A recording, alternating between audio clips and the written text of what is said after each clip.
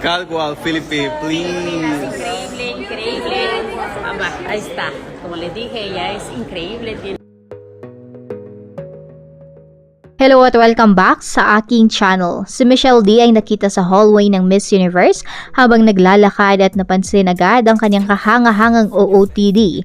Ang kanyang suot ay shining and shimmering at kulay silver na talaga namang napawaw ang mga pageant fans na nag-aabang ng mga kandidata sa Miss Universe building.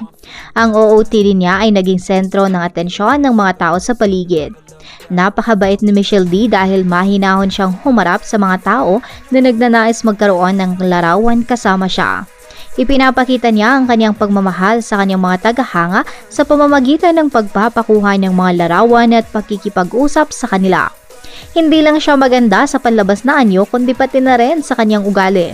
Si Michelle D ay tunay na inspirasyon para sa lahat at nagpapakita na hindi lang kagandahan ang kailangan upang maging Miss Universe. Bago nyo panoorin ang video ay huwag kalimutang mag-like, comment, share at subscribe. Increíble. Es color plata. Philippines.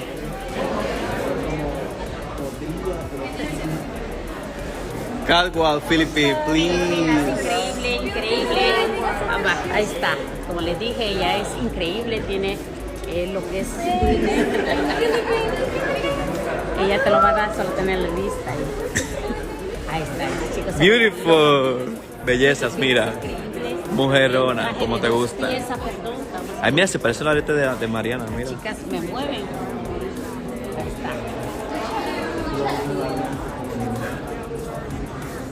Philippines, say hi, Dominican Republic. Tiene una. Hola, Dominican Republic. Thank you. Ella es así, ella es dada, ella son muestras de cariño a sus fans. Me encanta. No, es de nosotros.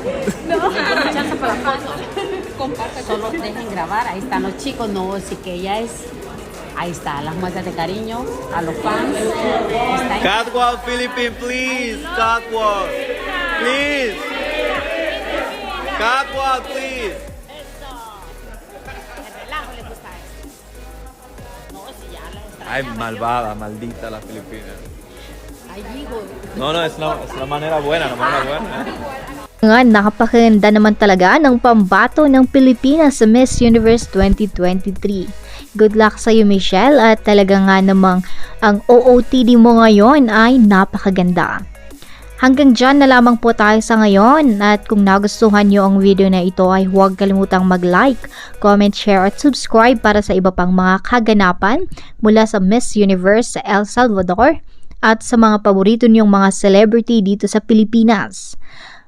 Hanggang sa muli at sa mga susunod pang videos.